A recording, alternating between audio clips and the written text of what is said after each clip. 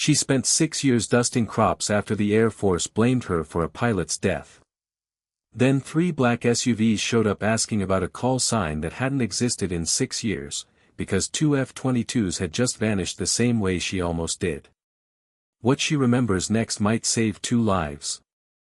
Before you watch full story, comment below from which country are you watching. Don't forget to subscribe for more amazing stories. The dirt airstrip outside Cutler County, Kansas, was not much to look at. There was a windsock that had faded from red to pink, a single fuel truck with a dented tank, and a hangar with a tin roof that rattled every time a storm rolled across the plains. This was where Captain Mara Voss had flown crop dusters for the last 6 years. And this was where the local farmers had started calling her Farm Pilot, half as a joke, half as a way of putting her in her place. She never corrected them. She simply kept flying. Every morning before sunrise, Mara walked out to her yellow air tractor, checked the fuel, checked the hopper, and lifted off into a sky that belonged only to her. She flew low over wheat fields and soybean rows, turning tight circles at the end of each pass, guiding chemical spray in perfect lines that farmers said saved their crops better than anyone else in 3 counties. She was good at her job. She was better than good. But nobody asked why a woman with her precision, her instincts, her calm hands under pressure had ended up dusting fields instead of doing something bigger. The truth was that Mara had not left the Air Force by choice. 6 years earlier, she had been part of an experimental fighter integration program, one of only 4 pilots selected for a project that never appeared in any public record. She had been assigned the call sign Blackhawk, flying wing for a small, elite unit testing systems years ahead of anything in service. Then came the accident. A training exercise over restricted airspace had gone wrong in ways nobody could explain. 2 aircraft lost all communication and navigation power for nearly 11 minutes. 1 pilot did not make it home. Mara did, but barely, guiding a powerless jet down through cloud cover using nothing but memory and instinct. The official report blamed pilot error. It never mentioned the strange readings her instruments had picked up in the seconds before the blackout, the way every screen in her cockpit had flickered with the same 3 letters before going dark. Nobody believed her when she tried to explain it. Within a month, she was quietly reassigned. Within a year, she had resigned entirely, unwilling to fight a system that had already decided she was the problem. She told herself she was done with all of it. She built a small life in Cutler County, took over her uncle's crop dusting business after he retired, and let the sky above the wheat fields replace the sky she used to know. It was smaller, slower, safer. She told herself that was enough. Then, on a Tuesday morning in late September, 3 black SUVs turned off the county road and rolled slowly onto her airstrip. Mara was checking her fuel line when she heard the engines. At first she thought it might be a county inspector, or maybe a chemical supplier lost on the back roads. But county inspectors did not travel in 3 matching vehicles with government plates, and chemical suppliers did not have men in dark jackets stepping out before the engines had even finished idling. She stood up, wiped her hands on her jeans, and watched as 6 people in dark jackets stepped out, followed by a man she recognized instantly, even though 6 years had passed. Colonel Reyes had been her flight instructor once, sharp-eyed and quiet, the kind of officer who never raised his voice because he never needed to. He looked older now, tired in a way that training exercises did not usually cause. There were new lines at the corners of his eyes, the kind that came from too many sleepless nights spent staring at radar screens that refused to show anything useful. Captain Voss, he said, using a rank she had not heard attached to her name in years. It's just Mara now, she said. What is this about? Reyes did not waste time on pleasantries. He explained that 2 F-22 Raptors had gone dark during a classified exercise over restricted airspace 2 nights earlier. No distress call, no radar return, no wreckage found, just silence, sudden and complete, as though the aircraft had simply stopped existing. Search teams had been combing the area since, finding nothing. Mara felt something cold settle in her stomach. And you're telling me this because, she started. Reyes reached into his jacket and pulled out a small tablet. He turned it toward her and played a short audio clip. 12 seconds of static and garbled radio noise. Buried inside it, barely audible, was a voice reading off a call sign before the transmission cut to silence. Blackhawk crew. Mara stared at the screen. Her call sign. A call sign that had not been active anywhere in the military for 6 years. A call sign that existed in exactly one classified file that was supposed to have been sealed after her resignation. That's not possible, she said quietly. We know, Reyes said. That's why I'm here. He explained that the task force investigating the incident had cross-referenced every known instance of that call sign and found only one match, her old file, the one detailing the accident that ended her career, the one nobody had ever fully explained. Whatever had happened to those 2 Raptors matched almost exactly the readings recorded in her cockpit 6 years earlier. The same flicker before the blackout. The same 11 minutes of silence. Except this time, 2 pilots were still out there somewhere, and the window to find them alive was closing fast. You're the only person who has ever experienced this and survived, Reyes said. I need you to help me understand what happened to you so we can figure out what's happening to them. Mara looked past him at her yellow crop duster, sitting quiet and familiar on the dirt strip, and then back at the 3 black SUVs that had brought her old life crashing back into her new one. Every instinct told her to say no. She had built walls around the accident, around the years of being doubted, around the quiet shame of being blamed for something she never understood. Reopening that door meant reliving all of it in front of people who might once again decide she was the problem.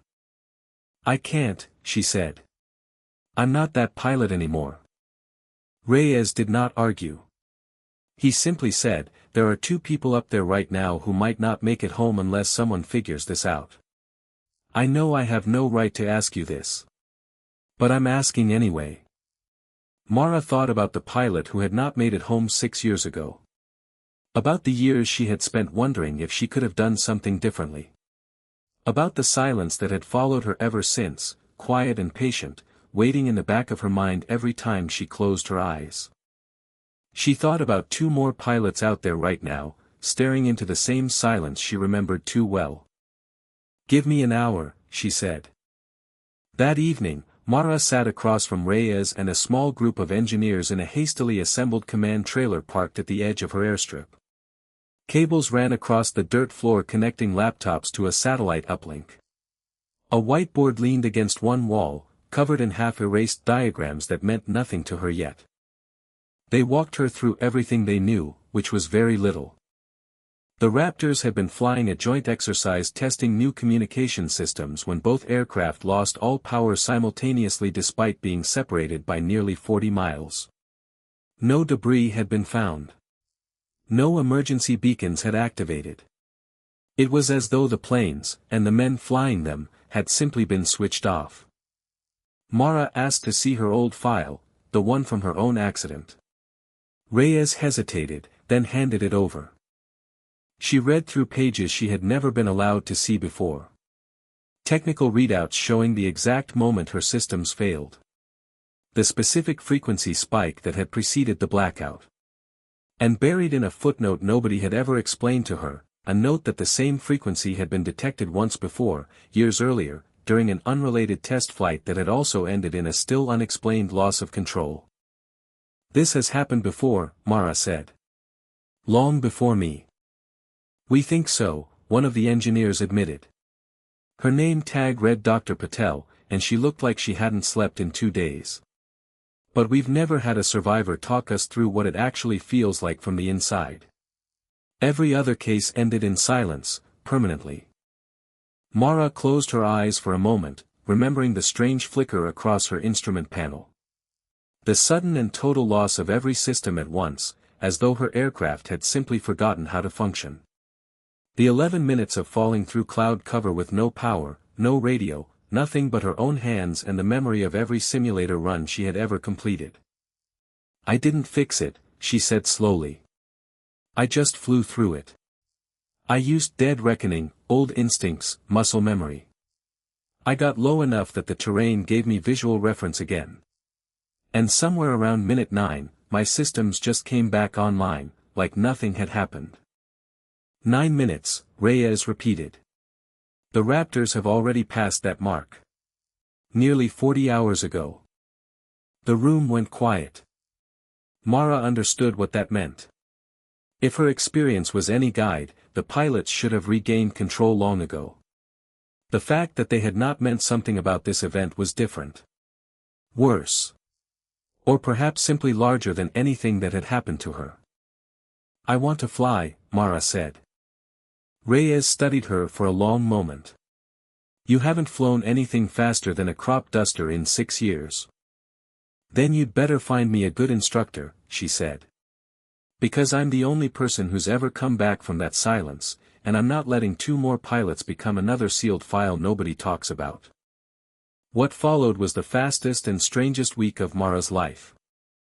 She was flown to a joint air base she was not allowed to name even to herself, a stretch of runway carved into a stretch of desert so flat and featureless that the horizon seemed to bend around it.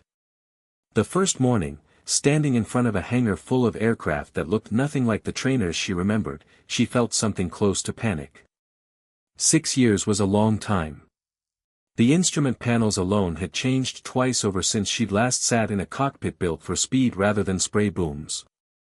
She was given a rushed but thorough refresher course on modern fighter systems, new avionics, new communication protocols, new emergency procedures layered on top of old ones she barely remembered. Days blurred into a routine of classroom briefings before dawn, simulator runs until her eyes ached, and evenings spent poring over technical manuals in a spare barracks room with a single flickering lamp. Then she was placed into a 2-seat trainer alongside Reyes for a series of flights meant to reacquaint her body with speeds and instincts she had not touched in 6 years. The first flight was rough. Her hands hesitated where they should have moved. She overcorrected on a turn that any cadet would have handled cleanly, and she heard Reyes exhale sharply in the seat behind her, not out of anger, but the kind of held breath that came from watching someone relearn something dangerous. You're thinking too much, he said over the intercom.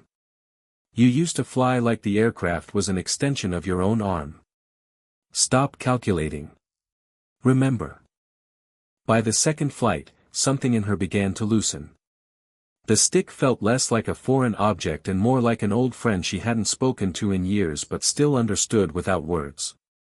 By the third, she executed a full aileron roll so clean that the instructor watching from the tower radioed up to ask if the file on her really said 6 years, or 6 months.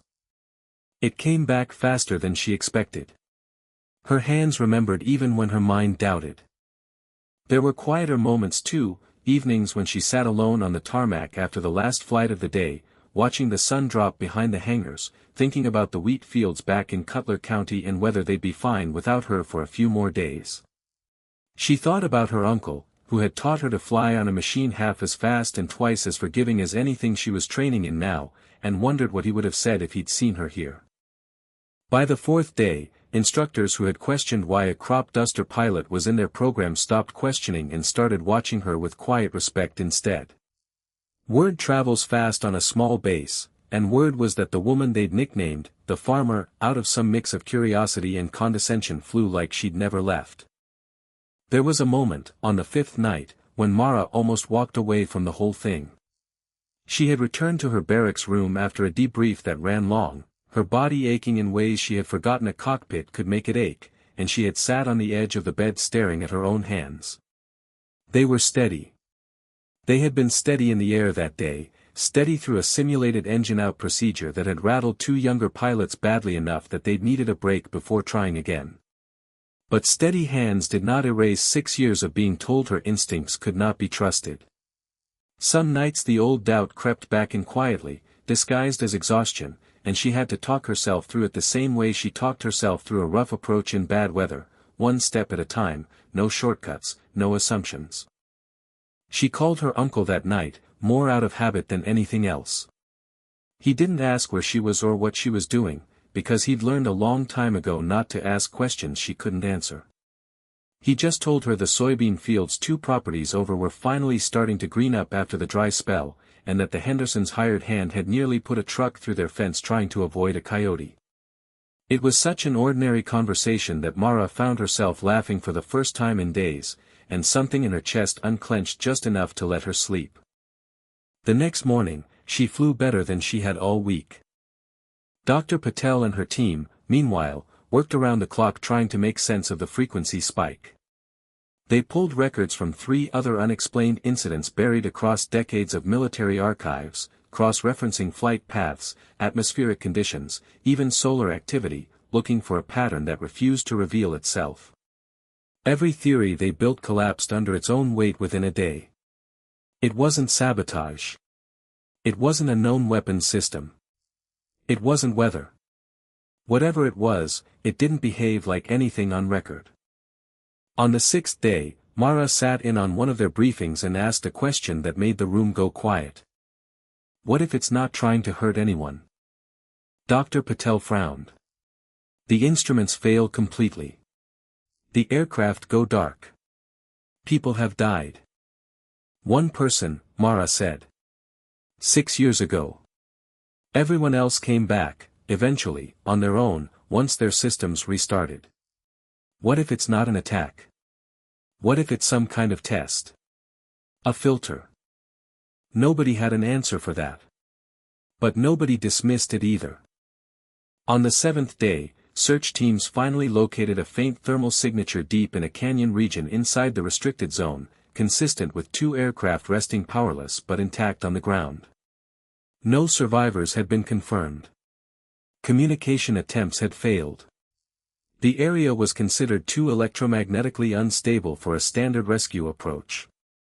Every system that flew into that canyon risked losing power exactly the way the Raptors had. Every system, except potentially Mara's memory of flying without one. She volunteered to fly escort into the corridor, not because she trusted the aircraft to survive the anomaly, but because she trusted herself to fly through the silence if it happened again. Reyes fought the decision for exactly 1 day before running out of better options. He sat with her the night before the flight, going over maps of the canyon by lamplight, tracing the ridgelines with his finger as though memorizing them himself. If it happens the way it happened to you, he said, you'll have 9 minutes before you get your systems back. Maybe less. Maybe more. We don't actually know. I know, Mara said. And if it doesn't come back at all? She didn't answer that one. Neither of them wanted to. The flight into the canyon was the quietest 40 minutes of Mara's life. She watched her instruments carefully, waiting for the flicker, half expecting it and half hoping it wouldn't come. The canyon walls rose steep and red on either side of her, cutting the sky into a narrow ribbon of pale blue far above. She remembered the first sign of the world going dark. It came just past the canyon's mouth, sudden and total. Every screen dying at once, the engine note changing as backup systems failed to catch. For a moment, the old fear rushed back, sharp and familiar, the same cold drop in her stomach she'd felt 6 years earlier at 30,000 feet with nothing but silence where her instruments used to be. Then her hands took over.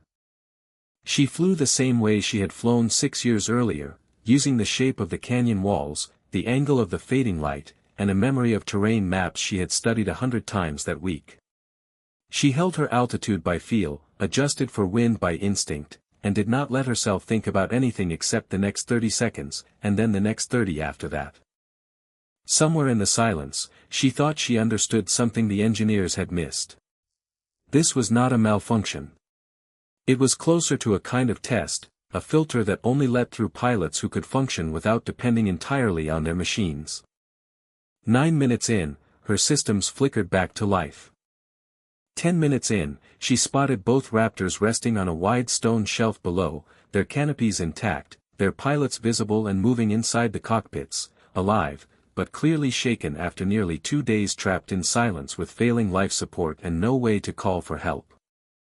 Mara guided rescue teams in behind her, refusing to leave the airspace until both pilots were confirmed stable and lifted out safely. She circled overhead, watching the extraction teams work, watching the two pilots she had never met being carried and walked toward the recovery helicopters, and something in her chest finally loosened after 6 years of holding its breath. When she finally landed back at the base, hands trembling, flight suit soaked through, Reyes was waiting on the tarmac. He did not say anything at first. He simply reached out and shook her hand, the way he used to after a good training flight years ago, before everything had gone wrong.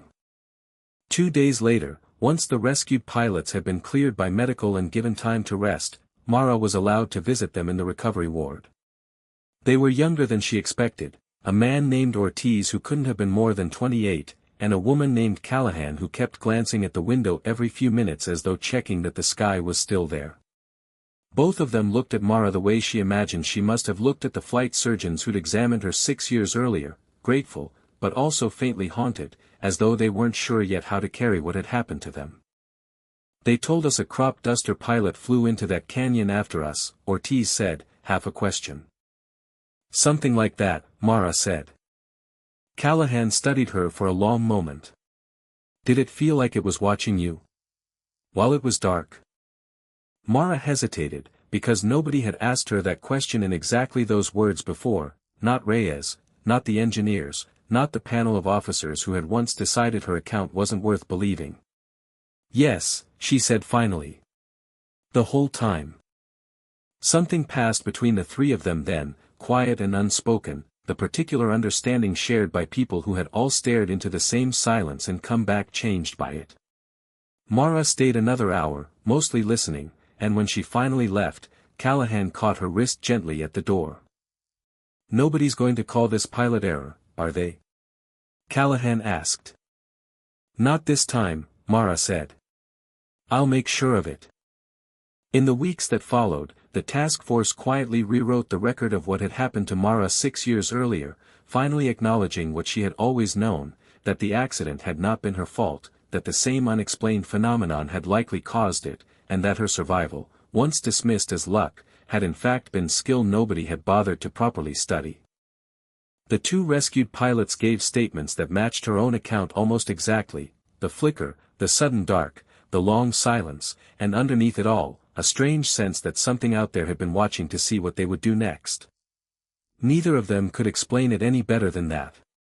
Neither could the engineers.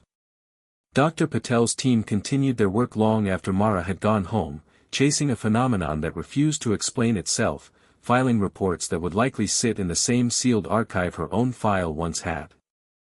Mara was offered full reinstatement, her original rank restored, first choice of assignment anywhere in the program. It was everything she had once wanted, offered back to her exactly the way she had once imagined it might be, if anyone had ever believed her. She thought about it for a long time. In the end, Mara turned the offer down.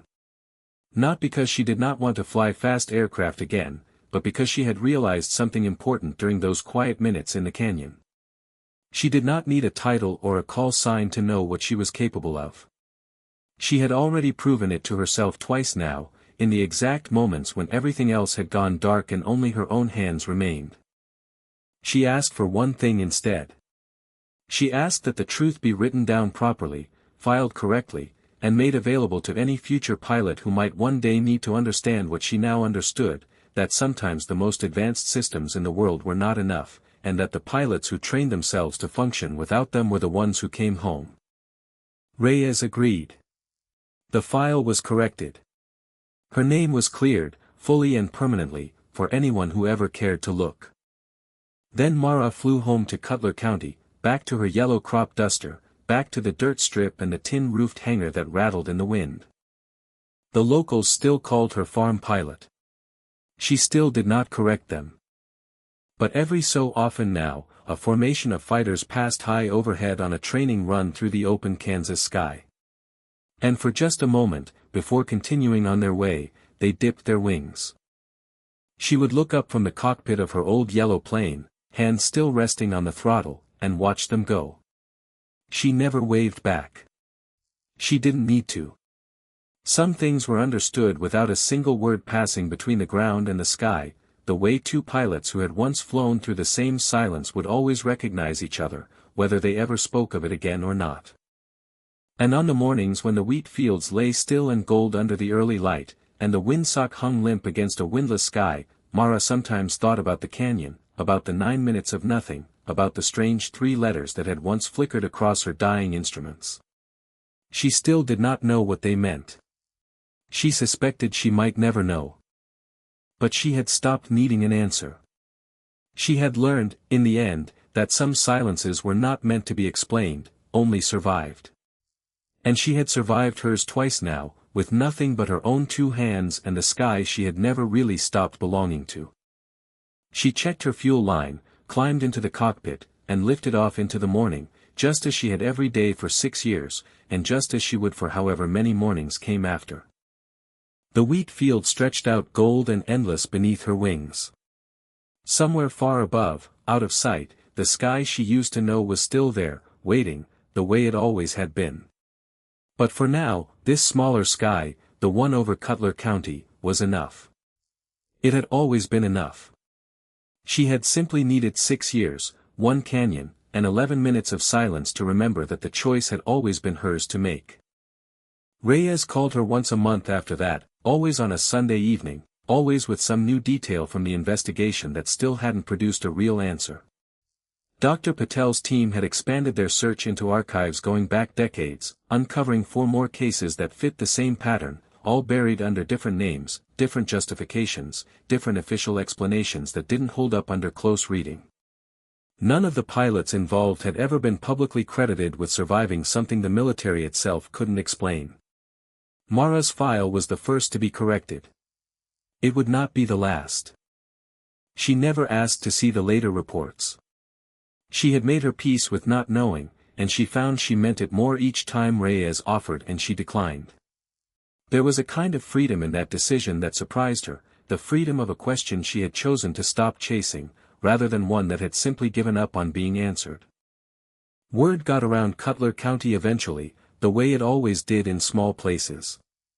Somebody's cousin had a friend stationed at the joint base, and somebody's cousin's friend mentioned a local pilot who'd been called in on something classified. Nobody in town ever asked her directly. A few of the older farmers started nodding at her a little differently at the feed store, a small, wordless acknowledgement that maybe there was more to the woman in the yellow crop duster than they'd assumed. Mara let them wonder. She had spent 6 years being underestimated in this town, and she found she didn't need the record set straight here the way she'd needed it set straight in her old file. Cutler County had never asked her to prove anything, and that, in its own way, was exactly why she'd built a life here in the first place. The following spring, a new hangar went up next to the old one, not government-funded, not part of any program, just a second building Mara paid for herself with the money she'd saved over 6 seasons of steady, careful work. She used it to store a second aircraft, an old 2-seat trainer she'd bought cheap and rebuilt herself over a long winter, piece by piece, in the evenings after the fields had gone dark. She told herself it was for maintenance practice. She told her uncle it was for fun. She never quite told anyone the whole truth, which was that some part of her wanted to keep her hands sharp, wanted to make sure that if a convoy of black SUVs ever turned onto her airstrip again, she wouldn't need a week to remember who she used to be.